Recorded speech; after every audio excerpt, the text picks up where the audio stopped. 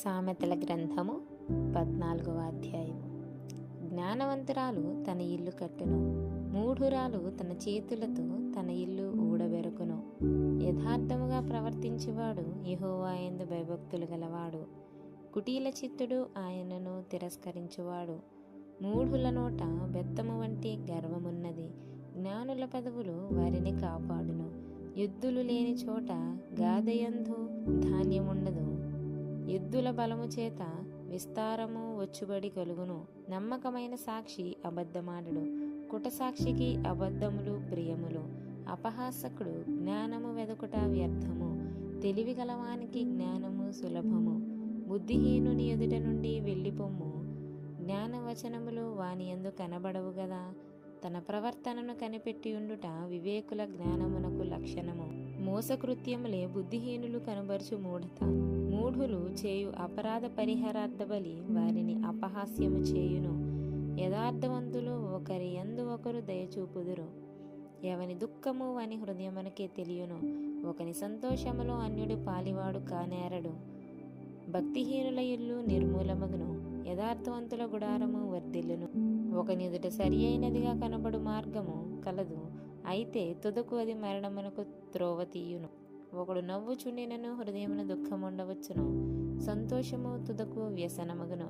భక్తి విడిచిన వాని మార్గములు వానికే వెక్కసమగును. మంచివాని స్వభావము వానికే సంతోషమిచ్చును. జ్ఞానము లేనివాడు ప్రతి మాట నమ్మును. వివేకి అయినవాడు తన నడతలను బాగుగా కనిపెట్టును. జ్ఞానము గలవాడు భయపడి కీడు నుండి తొలగును. బుద్ధిహీనుడు విర్రవీగి నిర్భయముగా తిరుగును. త్వరగా కోపపడువాడు మూఢత్వము చూపును. దుర్యోచనలు గలవాడు ద్వేషింపబడును.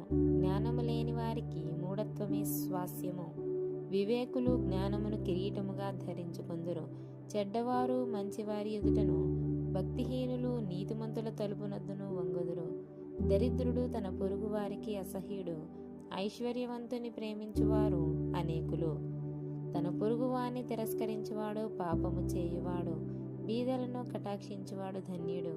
కీడు కల్పించువారు తప్పిపోవుదురు. మేలు కల్పించువారు కృపాసత్యములు నొందుదురు. ఏ కష్టము చేసినను లాభమే కలుగును.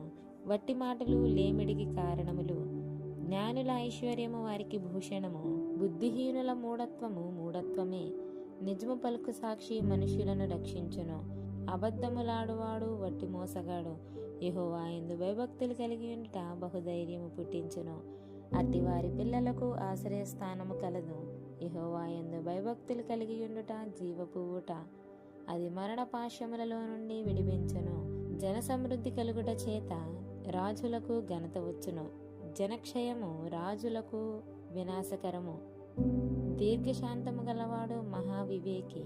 ముంగోపి మూఢత్వమును బహుమానముగా పొందును. సాత్వికమైన మనస్సు శరీరమునకు జీవము. మత్సరము ఎముకలకు కుళ్ళు. దరిద్రుణ్ణి బాధించువాడు వాని సృష్టికర్తను నిందించువాడు. బీదను కనికరించువాడు ఆయనను ఘనపరచును. అపాయము రాగా భక్తిహీనుడు నశించును. మరణకాలమందు నీతిమంతునికి ఆశ్రయము కలదు. తెలివి గలవాని హృదయమందు జ్ఞానము సుఖ నివాసము చేయును. బుద్ధిహీనుల అంతరంగములోనున్నది బయలుపడును. నీతి జనములు ఘనతకెక్కుటకు కారణము. పాపము ప్రజలకు అవమానము తెచ్చును.